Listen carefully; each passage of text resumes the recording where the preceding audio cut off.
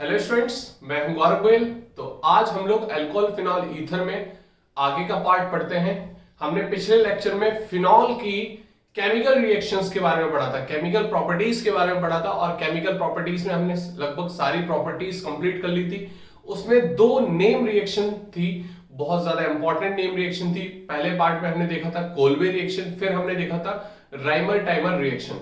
Rymer timer reaction में हमने दोनों में, कोल्बे रिएक्शन और राइमन टाइमन रिएक्शन में, दोनों में हमने मैकेनिज्म देखी थी, किस तरीके से वो प्रोसेस करती है, किस तरीके से वो प्रोडक्ट बनता है।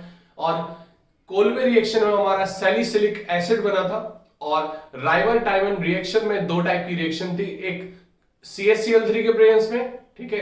तो इसमें क्या था, इसमें हमारा सैलिसिलडिहाइड बन रहा था और CCl4 के प्रेजेंस में, जो मैंने आपसे बोला था उसकी मैकेनिज्म आपको करनी थी, तो उसके लिए आप वहां पर सैलिसिलिक एसिड बन रहा था जो कि कोल्बे से भी बन रहा था हमारा, ठीक है। ये हमने प्रोसेस देख लिए थे। अब जो कुछ हमारे पार्ट्स हैं जो इस बार कट कर दिए गए हैं, जैसे some important compounds of alcohol जिसमें मीथेनॉल और इथेनॉल था, वो कट कर दिया गया। ये आप देख लेना एक बार, अगर कट कर दिया गया है तो उस लेक्चर को नहीं देखना है आपको, इसको आप स्किप कर देना, या देख लेना तो आप इसको यूज में मत लाना, ठीक है। इसको रिवाइज मत करना, एक बार देख लेना नॉलेज के लिए क्या इंपॉर्टेंट है, दैट्स इट, क्लियर। तो दो इंपॉर्टेंट कंपाउंड्स हैं अल्कोहल के, इंपॉर्टेंट कंपाउंड्स ऑफ अल्कोहल में, इंपॉर्टेंट कंपाउंड्स ऑफ अल्कोहल में दो इंपॉर्टेंट कंपाउंड्स हमें देखने हैं।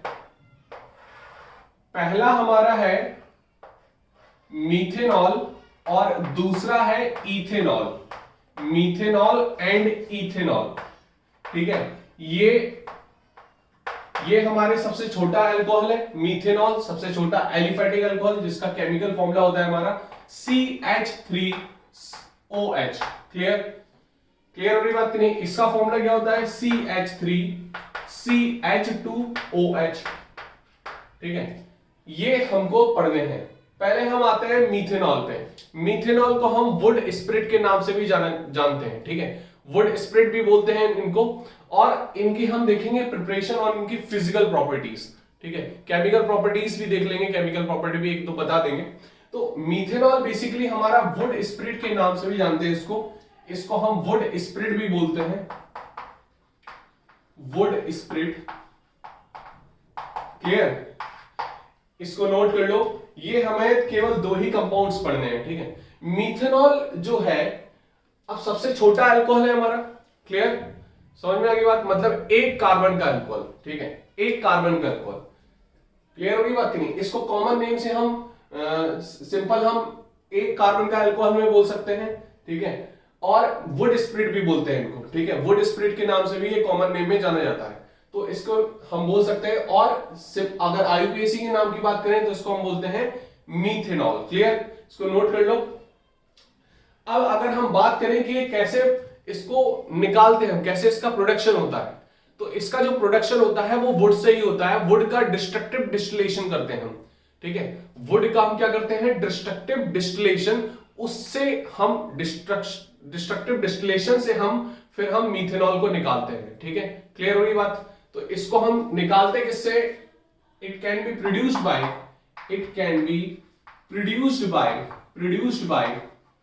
destructive distillation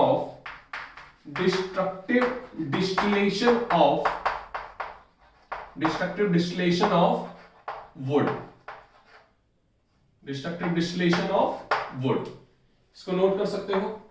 ये हमारा दूसरा पॉइंट हो गया, क्लियर। अब अगर हम बात करें कि इसको बनाते कैसे हैं आज की जनरेशन में, अब प्रेजेंट में, एट प्रेजेंट कैसे बनाते हैं टुडेस लाइफ में, तो जो हमें ज्यादा मीथेनॉल हमें मिल सकता है, तो इसको बनाते हैं हम कार्बन मोनोऑक्साइड से। किससे बनाते हैं हम, कार्बन मोनोऑक्साइड से, ठीक है। तो इसकी हम प्रिपरेशन पढ़ लेते हैं। कार्बन मोनोऑक्साइड से इसको बनाते हैं। तो कार्बन मोनोऑक्साइड में हम कराते हैं H2 का एडिशन, ठीक है। H2 का क्या करा देंगे हम, एडिशन करा देंगे। और इसमें क्या होगा, हम क्या ले लेंगे, zinc oxide plus chromium oxide, zinc oxide और क्या ले लेंगे हम, क्रोमियम ऑक्साइड, ठीक है, डाइक्रोमियम ऑक्साइड Cr2O3। क्लियर। टेम्परेचर लगभग जितना होता है नॉर्मल जो 0 डिग्री सेल्सियस में, मतलब 273, इस पे हम 200 और 300 हम जोड़ देते हैं, अप्रोक्स ये 573 से 673 केल्विन के बीच में हम इसका टेम्परेचर रखते हैं। क्लियर हो गई बात कि नहीं? 573 और 673 केल्विन, मतलब 200 टू 300 डिग्री सेल्सियस के बीच में इसका टेम्परेचर। और हम प्रेशर, अब टेम्परेचर तो 200 से 300 डिग्री सेल्सियस बढ़ा देते हैं, प्रेशर भी 200 से 200 atm टू 300 atm प्रेशर हम बढ़ाते हैं। ठीक है, तो ये इजी रहेगा, मतलब जिंक ऑक्साइड और डाइक्रोमियम ऑक्साइड के प्रेजेंस में, डाइक्रोमियम ट्राइऑक्साइड बोल दो, डाइक्रोमियम ट्राइऑक्साइड के प्रेजेंस में 2 से 300 गुना हम टेम्परेचर बढ़ाते हैं और 2 से 300 गुना हम प्रेशर भी बढ़ाते हैं। ठीक है, 200 टू 300 डिग्री सेल्सियस हम बढ़ाते हैं टेम्परेचर और 200 टू 300 एटमॉस्फेयर हम प्रेशर भी बढ़ाते हैं, तब जाकर हमें मिलता है मीथेनॉल। बोलो, इतनी बात क्लियर हुई? तो इस तरीके से हम प्रिपरेशन कर सकते हैं मीथेनॉल की। इतनी बात समझ में आ रही है आपको? इतनी बात क्लियर है? इसको नोट कर लो, फिर हम आगे बढ़ते हैं, इसकी फिजिकल प्रॉपर्टीज जान लेते हैं। दिख रहा होगा आप लोगों को, क्लियर है सब व्यू? ठीक है, इसको नोट कर लिया? ठीक है, अब हम आते हैं इसकी फिजिकल प्रॉपर्टीज पे। फिजिकल प्रॉपर्टीज क्या है मीथेनॉल की? ठीक है, अगर हम इसको देखें तो ये कलरलेस दिखता है। कैसा रहता है ये? Colourless. Physical properties of methanol, physical properties of methanol कैसा होता है? ये कलरलेस होता है, कलरलेस होता है। क्लियर? ये हमारा कलरलेस कंपाउंड है और हाईली पॉइजनस है, highly poisonous, highly poisonous. Clear? मतलब अगर लिटिल अमाउंट अगर लेते हैं, लिटिल अमाउंट लेते हैं, कॉज ब्लाइंडनेस, कॉज ब्लाइंडनेस, और हाईली अमाउंट में, हाईली अमाउंट में cause even that, causes death भी हो जाती है अगर हम ज्यादा अमाउंट में मीथेनॉल को लेते हैं। क्लियर हुई बात कि नहीं? तो लिटिल अमाउंट में ब्लाइंडनेस हो जाती है और हाईली अमाउंट में डेथ भी होती है, तो इसलिए इसको वेरी लिटिल अमाउंट में हम यूज करते हैं इन मैनी ऑफ केसेस। ठीक है, इसके अगर हम यूजेस की बात करें, अगर हम इसकी यूजेस की बात करें, ठीक है, इसकी यूजेस की बात करें, इसका बॉइलिंग पॉइंट कितना होता है? 337 केल्विन। कितना होता है? 337 केल्विन। अगर हम इसकी यूजेस की बात करें तो यूजेस में it uses in paint industry, paint industry में इसको यूज करते हैं। क्लियर होगी बात कि नहीं? And also for making formaldehyde, formaldehyde को बनाने में भी मीथेनॉल का बहुत बड़ा रोल है। इससे ही बनता है, मीथेनॉल से ही फॉर्मल्डिहाइड बनता है, on the oxidation of methanol. Clear? समझ में आ गई बात कि नहीं? तो ये हमारी मेन प्रॉपर्टीज थी, इसको नोट कर लो। अब हम आते हैं इथेनॉल पे, अब हम आते हैं इथेनॉल पे।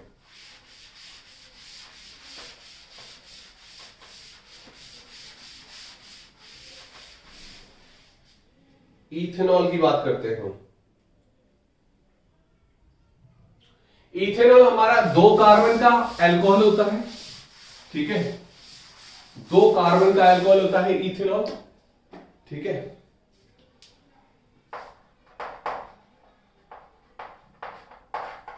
दो कार्बन का अल्कोहल होता है CH3CH2OH। ठीक है, बनता कैसे? इसकी प्रिपरेशन कैसे होती है? इसकी प्रिपरेशन कैसे होती है? by the fermentation fermentation process पढ़ा होगा 10th क्लास में, फर्मेंटेशन ऑफ सुगर, सुगर का फर्मेंटेशन करते हैं हम, क्लियर होगी बात कि नहीं, सुगर का फर्मेंटेशन करते हैं। सुगर का फॉर्मूला क्या होता है, C12H22O11, मतलब सुक्रोज। सुक्रोज को हम पानी के साथ रिएक्ट कराते हैं इन the presence of invertase. Invertase एक एंजाइम होता है। एंजाइम क्या होता है, एंजाइम जैसे कैटलिस्ट होता है जो केमिकल रिएक्शन के रेट को बढ़ा देता है, उसी तरीके से ये बायोलॉजिकल एंजाइम है, बायोलॉजिकल कैटलिस्ट है, ठीक है। ये बायोलॉजिकल कैटलिस्ट को हम एंजाइम बोलते हैं, जो अपनी बायोलॉजिकल प्रोसेस, जो भी हमारी केमिकल रिएक्शन होती है इन the presence of in living body, कोई भी लिविंग बॉडी में, तो उसमें इन्वर्टेज यूज होता है, ठीक है। ये एक टाइप का एंजाइम है, एक टाइप का बायोलॉजिकल कैटलिस्ट है, ठीक है। एंजाइम अलग अलग टाइप्स के होते हैं, ठीक है। अलग अलग प्रोसेस के लिए अलग अलग एंजाइम होते हैं, जैसे अलग अलग केमिकल रिएक्शंस के लिए अलग अलग कैटलिस्ट यूज करते हैं, उसी तरीके से हम अलग अलग बायोलॉजिकल केमिकल रिएक्शन के लिए हम अलग अलग एंजाइम्स का यूज करते हैं। तो यहां पर एंजाइम हमारा इन्वर्टेज होगा, इसके प्रेजेंस में हमारा मिल जाता है ग्लूकोज और फ्रक्टोज। क्या मिल जाता है, C6H12O6 और C6H12O6। फ्रक्टोज में हमारा कीटोन ग्रुप होता है, इसमें एल्डिहाइड ग्रुप होता है ग्लूकोज में, ठीक है। क्लियर हो रही बात कि नहीं। अब हम ग्लूकोज और फ्रक्टोज को हम फिर से क्या कराते हैं, breaking C6H12O6 in the presence of zymase. ये हमारा दूसरा एंजाइम है, ठीक है, ये हमारा दूसरा एंजाइम है, और इसमें हमारा क्या बन जाता है, C2H5OH, मतलब इथेनॉल मिल जाता है हमको। क्या मिल जाता है, इथेनॉल। बोलो इतनी बात क्लियर हो रही, इतनी बात समझ में आ रही कि नहीं आ रही। 2 मोल इथेनॉल मिल जाता है और कार्बन डाइऑक्साइड निकल जाती है, क्लियर। तो ये हम ग्लूकोज और फ्रक्टोज से फिर जाइमेज से फिर से ट्रीट कराते हैं और हमें क्या मिल जाता है, इथेनॉल। इस तरीके से हम प्रिपरेशन करते हैं इथेनॉल की। इसको नोट कर लो, for the preparation of ethanol fermentation process से होता है, fermentation of sugar. So note कर लो।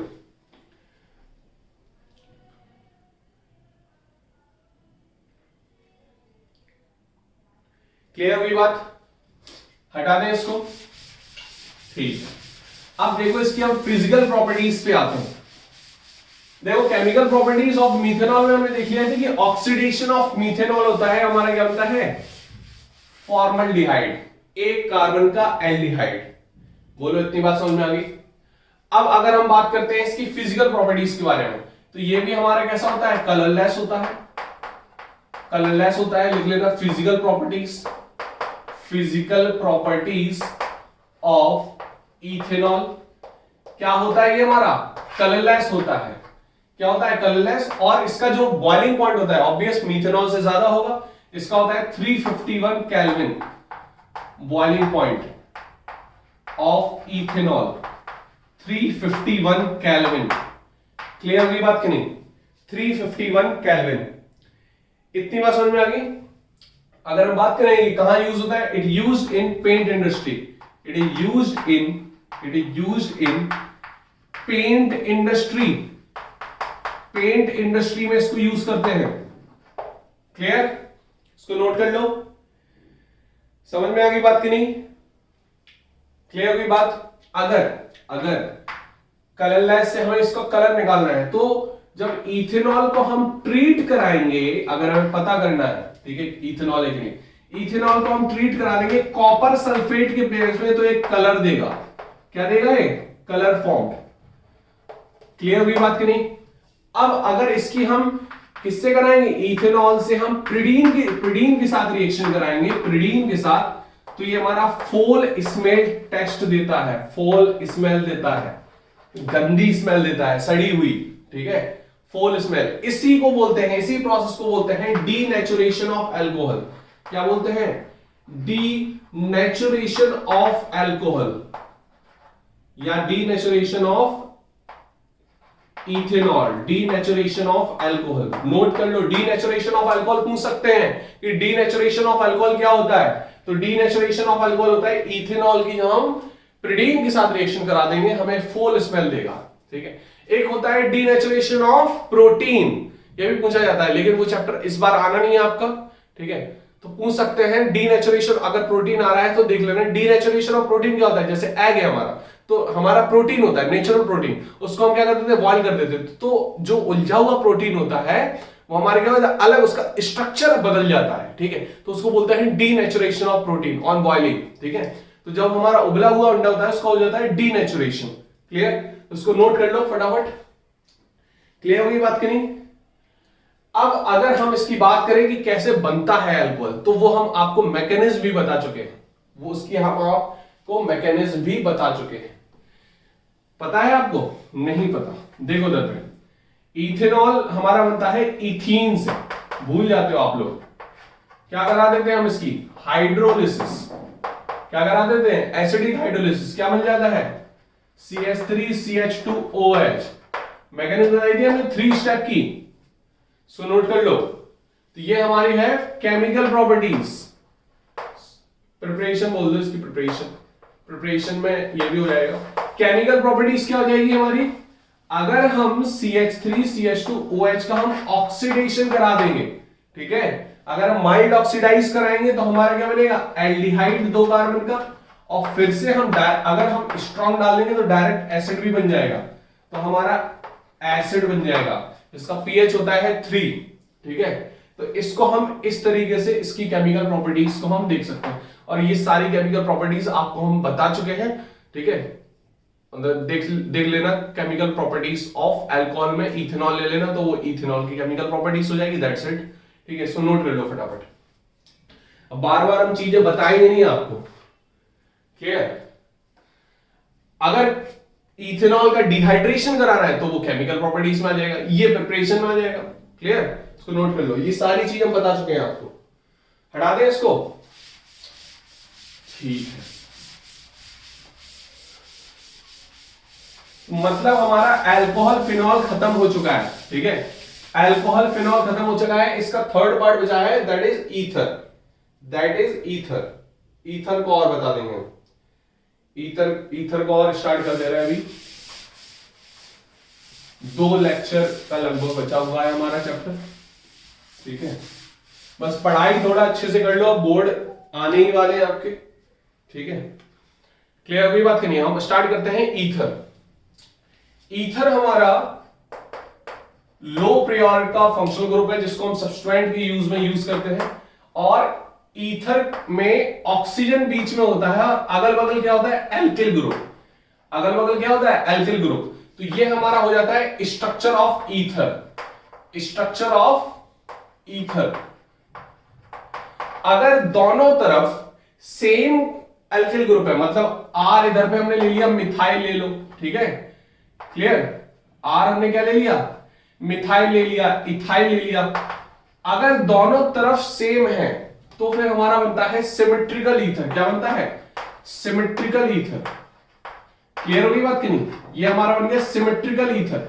लेकिन अगर R और ये R अलग अलग हो, ठीक है, अगर इसमें मान लो कि एक R बड़ा है तो इसको बोलते हैं अनसिमेट्रिकल ईथर। क्या बोल देंगे? Unsymmetrical ether. बोलो, इतनी बात समझ में आई? क्लियर होगी बात? इसको नोट करो।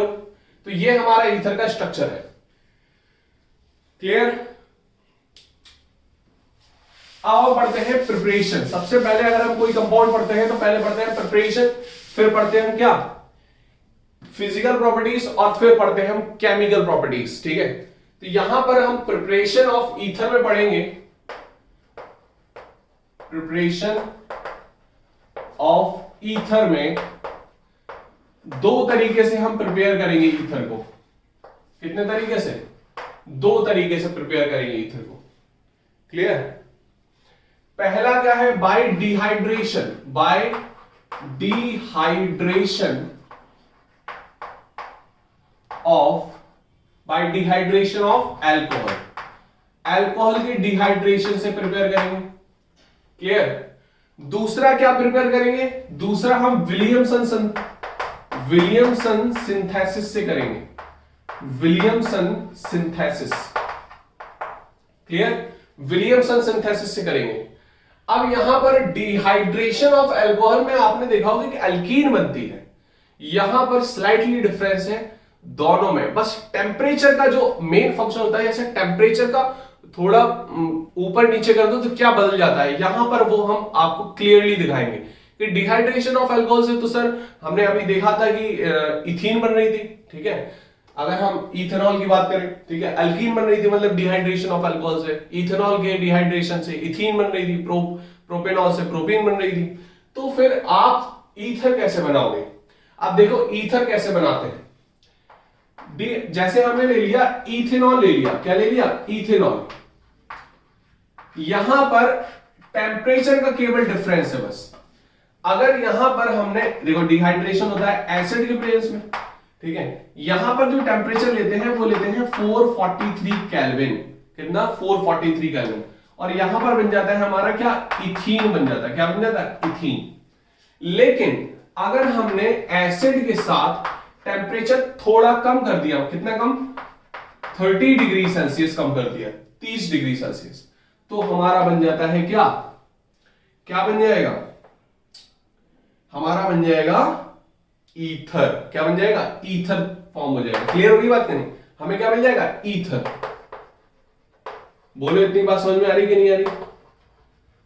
क्लियर होगी बात की नहीं? इसको नोट कर लो फटाफट, इसको नोट कर लो। बस ये याद रखना, यहां पर जब ईथर बनता है तो 2 मोल अल्कोहल की जरूरत होती है, लेकिन जब अल्कीन बनता है तो 1 मोल अल्कोहल की जरूरत होती है। क्लियर? ईथर बनता है तो 2 मोल, मतलब 2 मॉलिक्यूल अल्कोहल के रिएक्ट करते हैं तभी ईथर का फॉर्म होता है।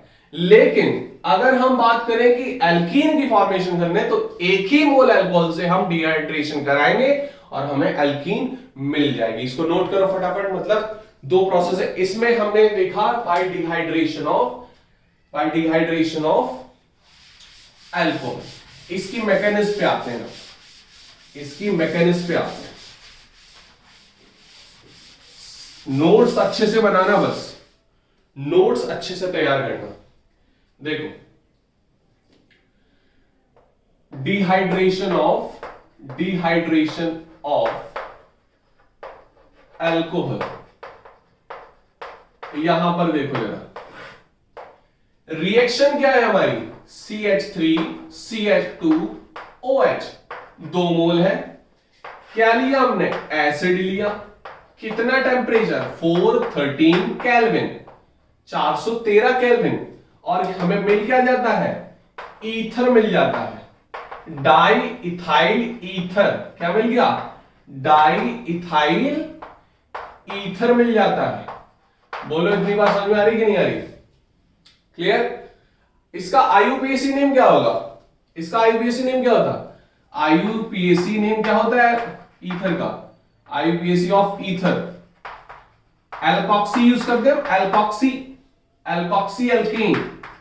एल्कोक्सी अल्केन यूज करते हैं हम, ठीक है। तो यहां पर एल्कोक्सी कौन सा नाम होगा? देखो एल्कोक्सी ले लेंगे हम इसको, ठीक है। अगर सिमेट्रिकल है तो कोई दिक्कत नहीं, तो इथॉक्सी इथेन हो जाएगा। इसका नाम क्या हो जाएगा? Ethoxy ethane. क्लियर? लेकिन एक बात आपको ध्यान देनी है, अगर अनसिमेट्रिकल हुआ, मतलब जैसे ये हो गया CH3O CH2 CH3, तो यहां पर जो अल्केन है आपको पता है वो लॉन्गेस्ट कार्बन की अल्केन लेते हैं हम। कौन से कार्बन की? लॉन्गेस्ट कार्बन की। तो यहां पर ये हमारा छोटा कार्बन है, तो इसको हम बोल देंगे मिथॉक्सी, ठीक है। लॉन्गेस्ट कार्बन में हम अल्केन ले लेंगे, तो मिथॉक्सी इथेन हो जाएगा। इसका नाम क्या हो जाएगा? Methoxy ethane. क्लियर हो रही बात करी? फटाफट नोट कर लो। तो ये IUPAC होगी आपकी। तो IUPAC ऑफ ईथर में हम एल्कोक्सी अल्केन यूज करते हैं। क्या यूज करते हैं? Alkoxy alkane. क्लियर होगी बात करी? अब हम आगे बढ़ते हैं मैकेनिज्म पे। मैकेनिज्म क्या है, किस तरीके से काम करती है ये हमारी रिएक्शन हो गई, ठीक है। तो यहां पर अगर हमने ले लिया CH3 CH2OH, क्लियर, यहां पर है H+ एसिड का, तो पहले स्टेप में क्या होगा? प्रोटोनेशन। क्या होगा? प्रोटोनेशन। बोलो इतनी बात समझ में आ रही? तो यहां पर क्या हो जाएगा, प्रोटोनेशन, ये अटैक कर देगा और यहां पर क्या मिल जाएगा, CH3, क्या मिल जाएगा, CH3 CH2 OH2 plus. Clear? ये हमारा हो गया प्रोटोनेशन। क्लियर? अब यहां पर क्या होता है, CH3 CH2 OH2 प्लस। अब क्या होगा, दूसरा हमारा अल्कोहल होगा, कौन सा, ये वाला। तो दूसरा 2 मोल ले रहे हैं ना हम, यहां पर 2 मोल लेते हैं, देखो। तो दूसरा मोल का अल्कोहल हमारा आ रहा है, ये कर देगा पीछे से अटैक, ये कर देगा इस पे पीछे से अटैक, इस कार्बन पे, और इसका ये इलेक्ट्रॉन यहां पहुंच जाएगा। ठीक है? तो हमारा क्या बन जाता है, CH3 CH2 और ये OH, O पे H है, ये ऑक्सीजन है, ये CH2 है, ये CH3 है। क्लियर हो रही बात कि नहीं? देखो, ये इस पे अटैक कर देगा इस कार्बन पे, तो ये O के साथ ये CH2 CH3 और आ जाएगा, और H को हम नीचे कर दे रहे हैं। क्लियर? H को हम नीचे कर दे रहे हैं।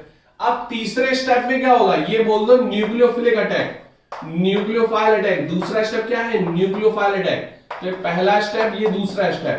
तीसरे स्टेप में क्या है, डीप्रोटोनेशन। क्या है, डीप्रोटोनेशन। जो एसिड का H+ लिया था ना आपने, उसको वापस नहीं करना पड़ेगा, है उधार चढ़ा रहेगा फिर तो इसको आपको देना पड़ेगा। उसने आपकी मदद कर दी थी एसिड ने। क्लियर? तो अब इसका इलेक्ट्रॉन इसको दे दो और H+ को निकाल दो। ठीक है? यहां पे देखो पानी निकला था तो पानी आपको लिख देना है। यहां पर H+ निकल गया। ठीक है? दूसरे स्टेप को हम डिहाइड्रेशन भी बोल सकते हैं, पानी निकल गया। क्लियर? डिहाइड्रेशन ऑफ अल्कोहल पढ़ रहे हैं तो डिहाइड्रेशन बोल सकते हैं और न्यूक्लियोफिलिक अटैक भी बोल सकते हैं। और यहां पर हमारा क्या बन गया, डाई इथाइल ईथर। क्या बन गया, डाई इथाइल ईथर। बोलो इतनी बात समझ में आ रही कि नहीं आ रही? क्लियर होगी बात? इसको बोल देंगे डाई इथाइल ईथर। ये कौन सी, देखो पीछे से अटैक कर रहा है, कौन सी प्रोसेस हुई है, कौन सी मैकेनिज्म हुई, SN2 सब्स्टिट्यूशन। ठीक है? सब्स्टिट्यूशन होगी, बाय मॉलिक्यूलर न्यूक्लियोफिलिक सब्स्टिट्यूशन। कौन सी होगी, बाय मॉलिक्यूलर न्यूक्लियोफिलिक सब्स्टिट्यूशन। मतलब ये दोनों मॉलिक्यूल पे डिपेंड कर रही है। क्लियर? यहां पे ट्रांजिशन स्टेट बनेगी, अटैक करेगा, ये निकलेगा। क्लियर? तो डिहाइड्रेशन हो गया। इतनी बात आपको समझ में आ रही? इसको फटाफट नोट कर लो, हम हटा रहे हैं फिर। क्लियर हो रही बात कि नहीं? फिर हम पढ़ते हैं नेक्स्ट टॉपिक।